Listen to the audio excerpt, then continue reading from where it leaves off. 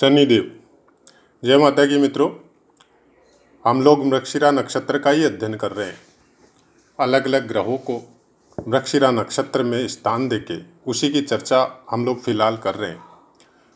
आज बात करते हैं शनिदेव की। शनिदेव अगर मृगशिरा नक्षत्र में हो तो कैसे फल प्राप्त हो सकते हैं। ज्योतिष शास्त्र कहता है कि शनिदेव अगर मृगशिरा नक्षत्र में हो तो कोई विशेष शुभ फल प्राप्त नहीं होता है।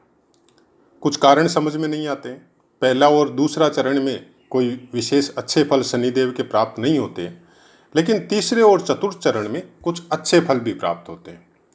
और यहाँ पे एक बात ये भी बोली जाती है कि शनिदेव अगर मृगशिरा नक्षत्र में हो तो जातक में अध्यात्म में रुचि, संन्यास में रुचि, ईश्वरीय विधानों को समझने में, चाहे ज्योतिष शास्त्र हो चाहे वेद हो, वो सबको समझने में रुचि बहुत जल्दी जागृत होती है। और शुरू में बोला जाता है कि कोई अच्छे फल प्राप्त नहीं होते। अब इसका कारण कुछ हमको जो समझ में आया, क्योंकि आप भी जानते हैं, हम भी जानते हैं, जो भी ज्योतिष का अध्ययन करते हैं वो सब जानते हैं कि ज्योतिष शास्त्र में हर नक्षत्रों को कालपुरुष कुंडली में अलग स्थान दिया गया है, राशियों को अलग से स्थान दिया गया है और भावों का अपना महत्व है। तो पहले दो चरण जो है वो मृगशिरा नक्षत्र के वो वृष राशि में पड़ते हैं। वृष राशि का स्वामी तो शुक्र देव को प्राप्त है। और अगर राशि कालपुरुष कुंडली की राशि के हिसाब से अनुसार अगर स्थान देखा जाए तो दूसरा स्थान पड़ता है, और नक्षत्र के हिसाब से भी देखा जाए तो पहले दो चरण दूसरे स्थान में पड़ते हैं। तो जाहिर सी बात है, यहाँ पे अगर शनिदेव बैठते हैं तो आपके परिवार से संबंधित या धन के संबंधित या कोई भी दूसरे स्थान दूसरे भाव से संबंधित जितने फल है, जिसका कि पार्ट डिटेल में हमारा दिया हुआ है, आप अगर शुरू से व्यू करके प्लेलिस्ट में जाके आप खोजेंगे तो आपको पार्ट इजीली मिल जाएगा। वो साल भर पहले ही हम दे चुके हैं। तो उन भावों के फल प्राप्त करने में आपको बहुत ज़्यादा मेहनत करनी पड़ेगी। कारण शनिदेव बहुत धीरे कोई भी राशि में बैठते हैं। आप सब जानते हैं कि 2.5 साल तक एक ही राशि में एक ही जगह प्लेस रहते हैं, तो बहुत धीरे फल आपको प्राप्त होंगे। तो यहाँ से जब वो दूसरे भाव में अगर बैठ के तो वो यहाँ से अष्टम स्थान को देखेंगे, तो जाहिर सी बात है आपके संन्यास के संबंधित हो, चाहे ज्योतिष या वेदों से संबंधित हो, या वो ज्ञान जो बहुत जल्दी आराम से कोई उसके विषय में अध्ययन भी नहीं करता है, कोई उसके विषय में सोचता भी नहीं है। केवल 10% 15% आदमी उसके विषय में चर्चा करते हैं या उसके विषय में जानने की उत्कंठा उनके अंदर रहती है। तो ऐसे इंसानों को एक 30 या 35 साल बाद में वो आदमी ऐसे विषय में ज़्यादा सोचेगा। उसका कारण यही है कि परिवार से या और कोई चीज़ से दूसरे स्थान से संबंधित पीड़ा जब उसको मिलती है, इंसान को जब पीड़ाएं मिलती है तो उस विधान को समझने की कोशिश करता है कि क्यों मिल रही है। अगर यहाँ पे गुरुदेव अच्छा प्लेसमेंट हो, गुरुदेव अच्छी राशियों में हो, अच्छे भावों में हो, तो फिर यहाँ शनिदेव बहुत अच्छे मार्ग पे इंसान को लेके जाता है। लास्ट का तीसरा और चौथा चरण ये तीसरे स्थान में पड़ेगा, आपकी राशि के हिसाब से भी और आपके नक्षत्र कालपुरुष नक्षत्र के हिसाब से भी तीसरे स्थान में आता है। तीसरे स्थान पे शनिदेव कोई अच्छे फल, हालांकि ज्योतिष में बहुत से चैनल आपको पता होंगे, बताए जाते हैं कि तीसरे और छठे और 11वें स्थान पे शनिदेव आने से बहुत अच्छे फल प्राप्त होते हैं। सही बात है, हो सकते हैं, लेकिन आपको ये भी देखना पड़ेगा कि शनिदेव आपको फल रुला रुला के देते हैं, बहुत तकलीफ से देते हैं, मतलब बहुत स्ट्रगल करवाएंगे आपको। तो तीसरे स्थान में अगर शनिदेव बैठता है मृगशिरा नक्षत्र में, अगर दूसरे, अब हो सकता है मृगशिरा नक्षत्र आपकी लग्न कुंडली के हिसाब से कोई अलग स्थानों में हो, लेकिन जितने भी फल आपको ज्योतिष में मिलेंगे या ज्योतिष शास्त्र में मिलेंगे, उसका मेन जो सब्जेक्ट है वो कालपुरुष कुंडली के ऊपर निर्भर होगा। अब बाकी भावों में आपके लग्न अनुसार वो कहाँ पड़ता है तो उन फलों में वो चेंजेज आ जाएगी। मृगशिरा नक्षत्र या कोई भी नक्षत्र में ग्रहों के फलों की जो हम लोग चर्चा कर रहे हैं फिलहाल, जो पुस्तकों में हम लोगों को मिल रहा है या जो अभ्यास के द्वारा थोड़ा बहुत मिल रहा है, उसका कुछ न कुछ अंश वहाँ पे मिलेगा। चाहे आपके किसी भी स्थान में किसी भी भाव में अगर शनिदेव मृगशिरा अगर नक्षत्र में है तो उस भाव से संबंधित फलों में प्राप्ति में आपको बहुत तकलीफ होगी, बहुत समय लगेगा। तो लेकिन अगर मृगशिरा नक्षत्र पे शनिदेव है और उसके ऊपर दूसरे ग्रहों की कोई पूर्ण दृष्टि पड़ रही है तो वो फल पूरी तरह चेंज हो जाते हैं। अब उसके विषय में ये बोला जाता है कि मृगशिरा नक्षत्र में अगर शनिदेव है और सूर्य की दृष्टि पड़ रही है, अब देखिए सप्तम स्थान उसके जस्ट अपोजिट में होना पड़ेगा सूर्य देव को, और सूर्य देव अगर शनिदेव के वृक्षिरा नक्षत्र में होते हुए जब अगर अपनी दृष्टि डालते हैं तो जहाँ तक वेद अर्थात धर्म ग्रंथों, ज्योतिष संबंधी कोई बातें या उससे और कोई संबंधित वैसा ज्ञान जो ईश्वरीय सत्ता के नज़दीक पहुंचता हो, शुद्ध आत्मशक्तियों के नज़दीक पहुंचता हो, और जिसकी खुद की शिक्षण इतनी प्रबल होती हो कि वो उन चीज़ों को समझने में बहुत जल्दी प्रोग्रेस कर लेता हो या बहुत जल्दी समझ लेता हो, इस तरह का विद्वान सूर्य देव की दृष्टि होने के बाद में इस तरह का विद्वान इंसान को बना देती है। और ऐसा इंसान मतलब गृहस्थ जीवन का, पैसा कमाने का, भोग संसाधन जुटाने का, ये सब चीज़ों से दूर होता है।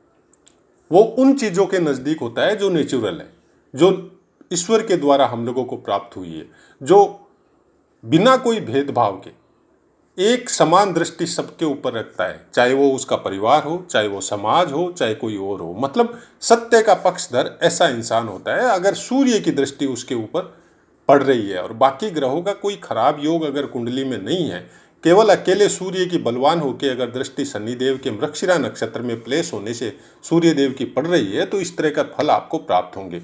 अब अगर चंद्रदेव की दृष्टि हो तो ऐसा इंसान राजनीति में सक्रिय हो सकता है और बहुत ऊंचे तक जा सकता है, मंत्री भी बन सकता है और भी कोई ऊंचा पद उसको प्राप्त हो सकता है।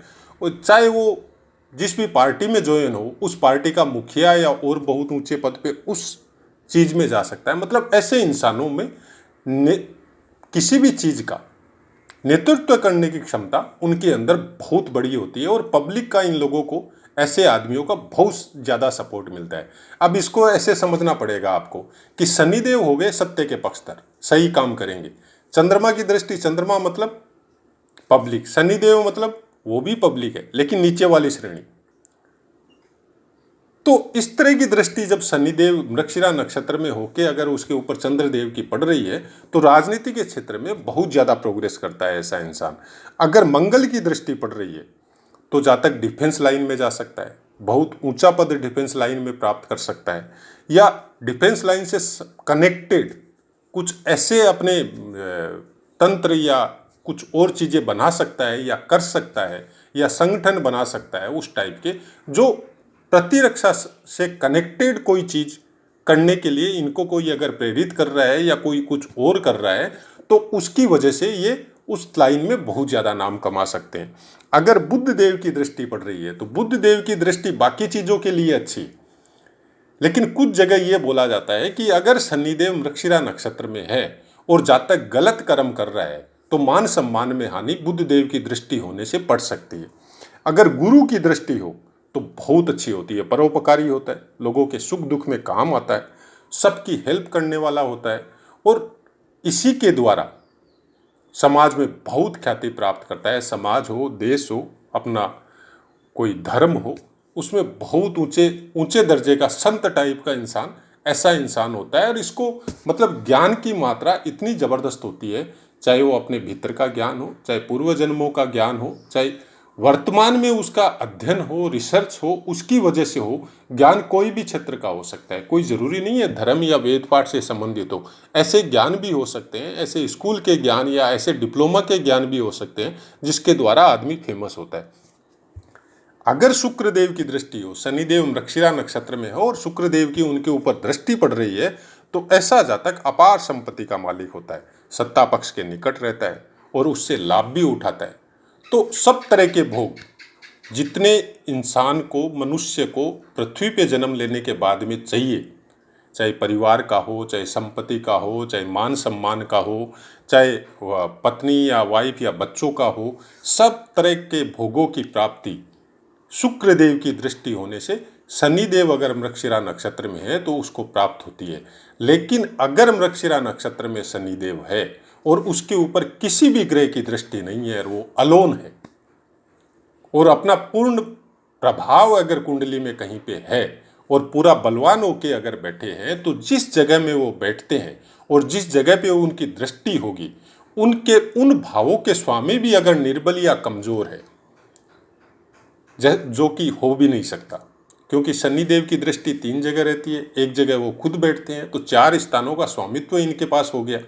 और उसके बाद में काल पुरुष की कुंडली के हिसाब से 8वें और 12वें का स्वामित्व कारक इनको बोला जाता है। तो 5 जगहों को 4 2 6 जगहों का स्वामित्व हो गया शनिदेव के पास।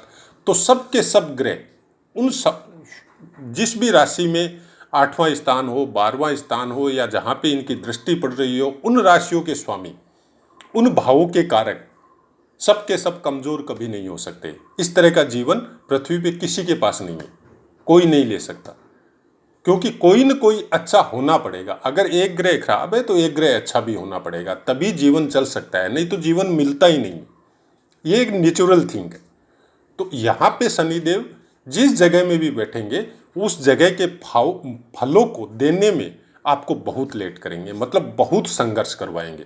तो मृगशिरा नक्षत्र में शनिदेव की चर्चा हम लोग कर चुके हैं। पाठ से संबंधित कोई बात हो, कोई क्वेश्चन हो, आप कमेंट कीजिए, आपको 100% आंसर मिलेगा। अब अपनी वाणी को विराम देते हुए आप सबसे आज्ञा लेते हैं। आप सब सुखी रहे, स्वस्थ रहे। जय माता।